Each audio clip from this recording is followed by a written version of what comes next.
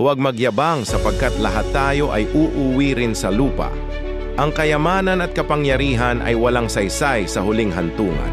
Ang tao ay parang alikabok, mawawala at lilipas. Kaya't huwag sayangin ang buhay sa kayabangan, kundi gamitin ito sa kabutihan. Walang mataas at walang mababa sa huli, dahil lahat ay babalik sa parehong lupa na pinagmulan. Ang buhay ay maiksi, huwag itong ubusin sa galit at inggit. Ang pag-ibig at kabutihan lamang ang may halaga sa huling araw. Kapag tayo ay inilapag sa hukay, hindi dala ang pera, titulo o kapangyarihan.